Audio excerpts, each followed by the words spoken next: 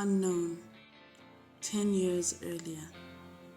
The anger in his eyes was tangible, and I grimaced at the first tough backhand that slapped furiously across my right cheek side, leaving that harsh ringing sound in my ear. I staggered back and almost fell over, but landed against the white dated fridge as the beast in him arose, growing ferociously. I don't even know what we were arguing about, if at all we were even arguing. "What do you want from me? What?" His spittle spewed out of him, landing squarely in my eyes and my forehead, but that was the least of my worries. I whimpered, pressing my throbbing cheek as tears stung behind my eyes and a stone-hard lump filled my throat with excruciating pain. I shook involuntarily, knowing what was coming, as my tongue clave to the top of my mouth, paralyzed, speech failing me. "Answer me," he growled. I sniveled, snuffled, and shook, wondering why I couldn't just respond to him, why I couldn't just answer, knowing that he would simply be infuriated all the more by my silence. The next thing I felt was a fist to my eye, then a shove.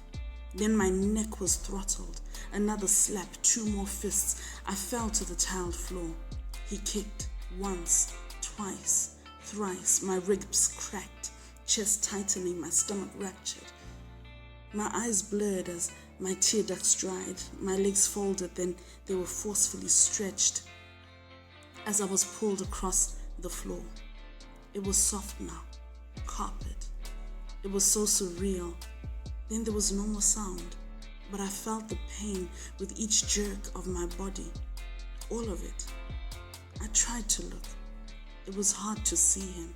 No, it wasn't him. It was a monster, the devil himself. Pain shot through my shoulders. He pulled me up to my aching feet. My head, it hurt. I banged against the wall. I fell. He kicked again. I rolled. I choked. It was my blood, thick with spittle. I was slipping away.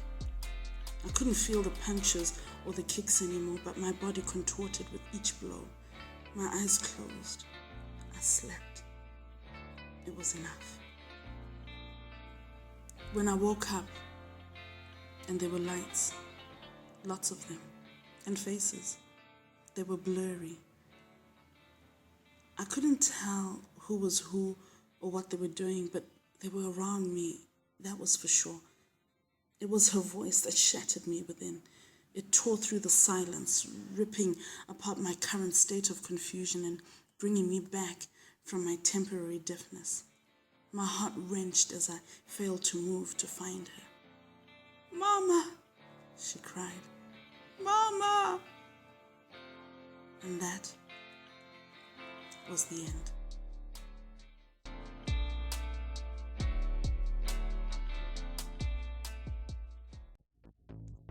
Subscribe to this YouTube channel, Loved and Lost, and get notifications each time we post a new chapter.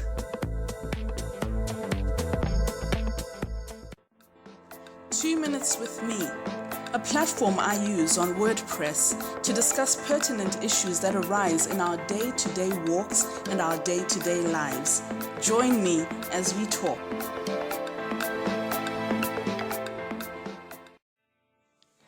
Sonia, 2 years ago, 1 a.m. South African time. I shifted in the bed a couple of times.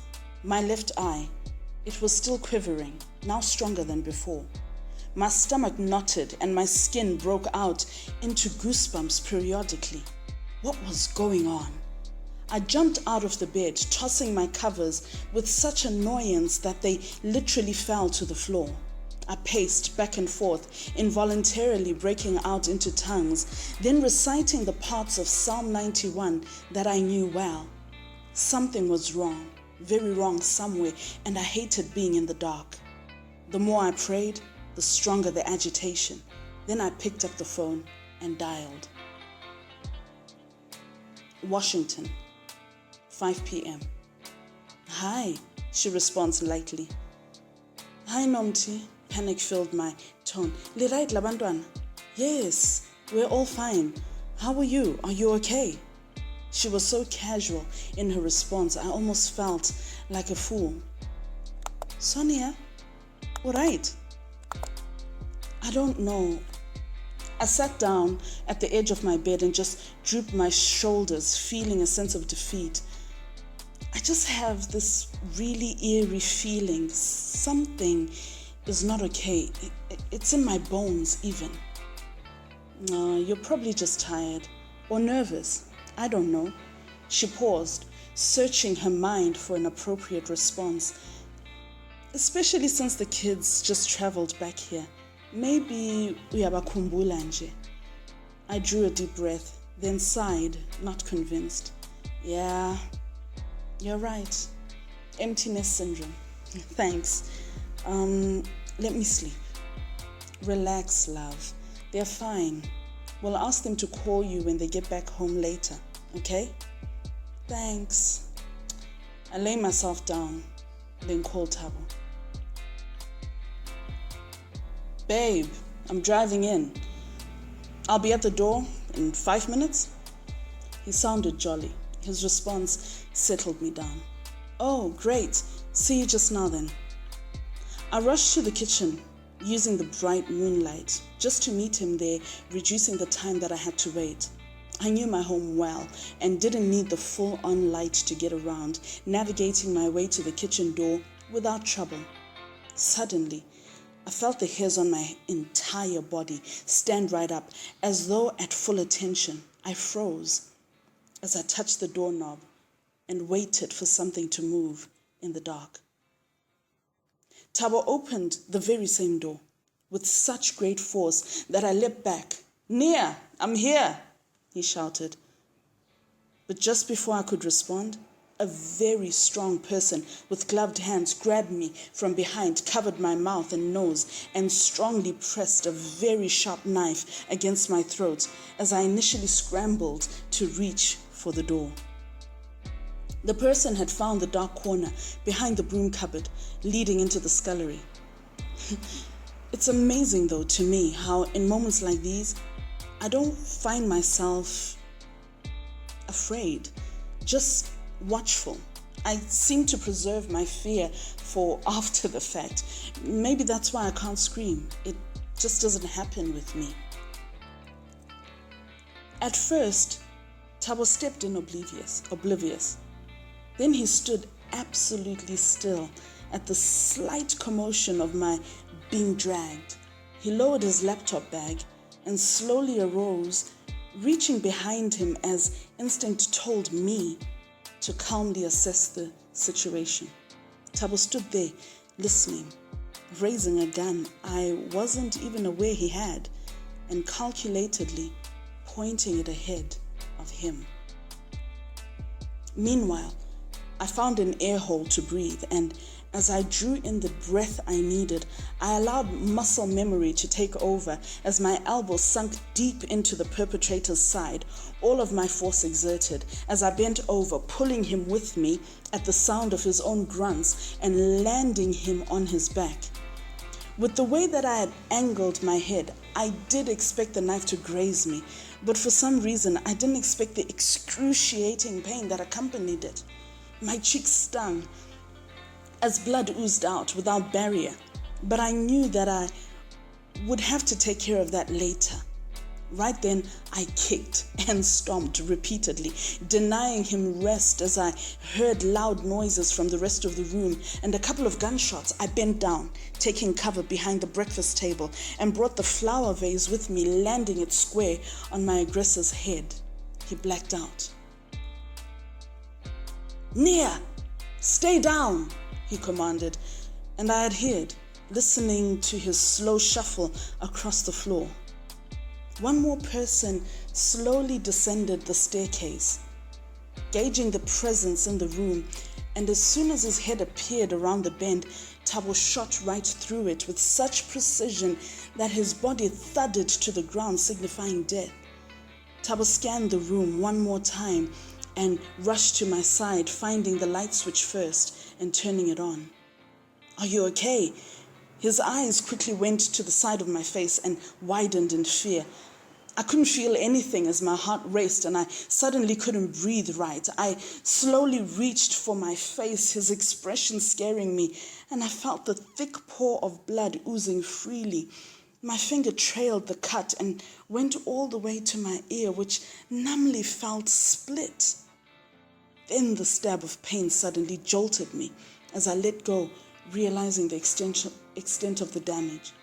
He held me in his arms as I squatted, panting as I sat between his legs, swallowing deep breaths simultaneously. His eyes continued to dart back and forth as he checked on me and our surroundings. Then he rose up and looked around at the 4 bodies laying in our kitchen and dining room, and I slowly rose to sit on one of our chairs as we waited for the neighborhood watch and SAPS to arrive.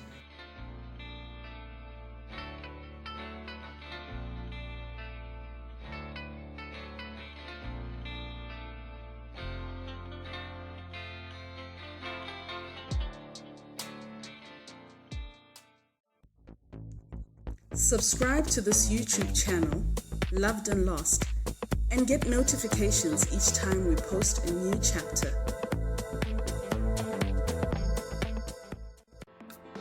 Two Minutes with Me, a platform I use on WordPress to discuss pertinent issues that arise in our day-to-day walks and our day-to-day lives. Join me as we talk.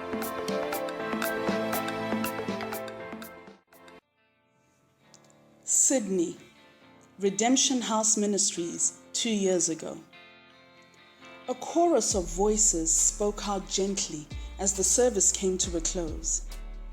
May the grace of our Lord Jesus Christ, the love of God, and the sweet fellowship of the Holy Spirit rest and abide with us now and forevermore. Amen. Be blessed, family, and enjoy your weekend and the rest of the evening, Pastor Sydney concluded. A vast number of the 2,000-strong midweek congregation members walked out comfortably, greeting one another as the Friday evening service came to a close.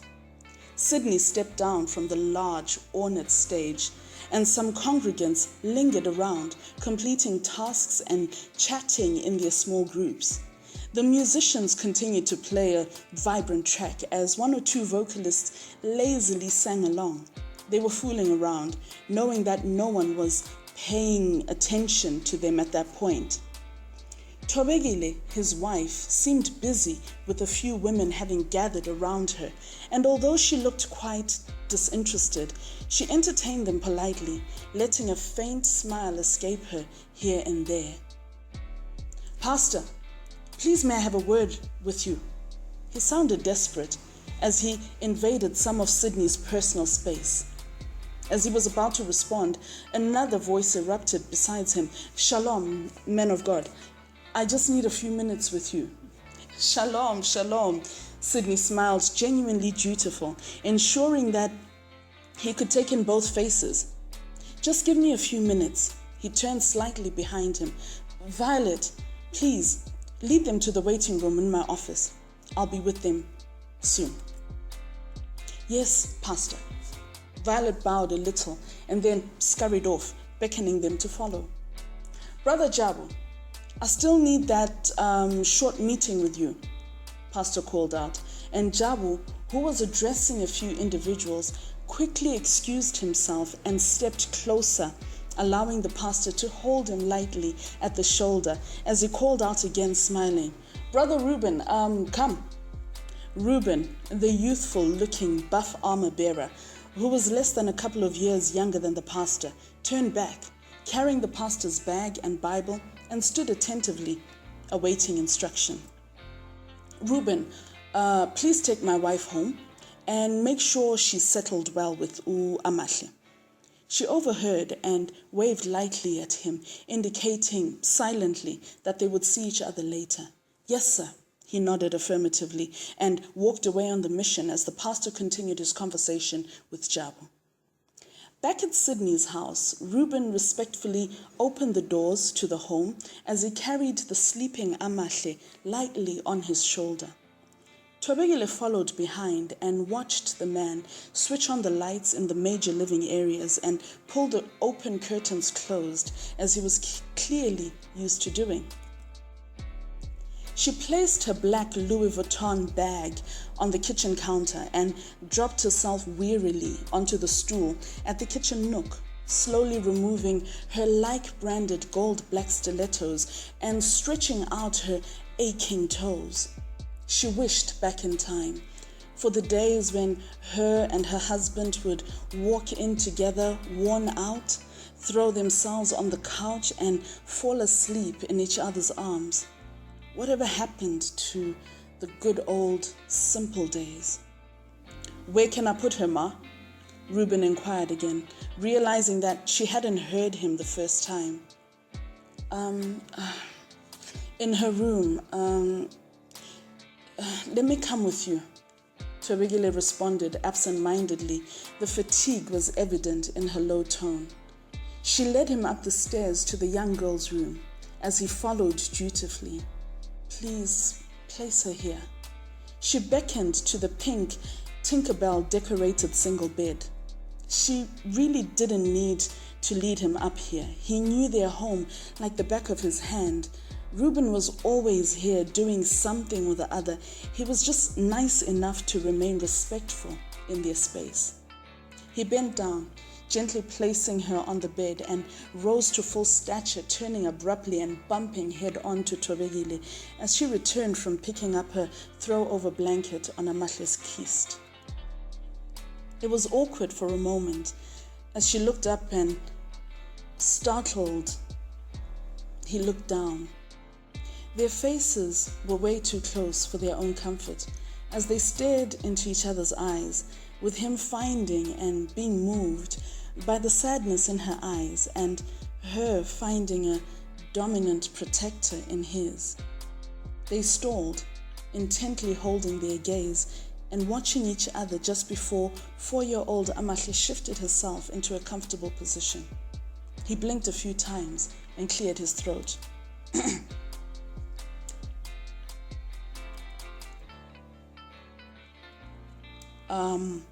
Ma, if there's nothing else, I'll be going now, he said without moving an inch of his actual body, his warm breath brushing gently over her face as she inhaled the whiff of eucalyptus.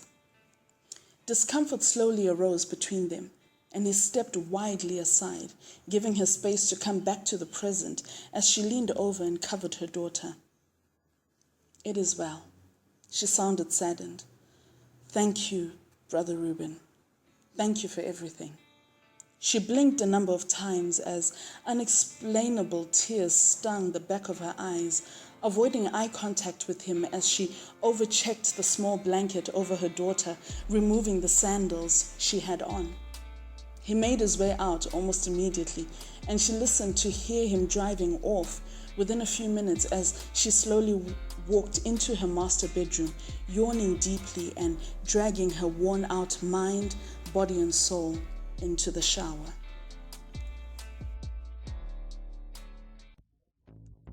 Subscribe to this YouTube channel, Loved and Lost, and get notifications each time we post a new chapter.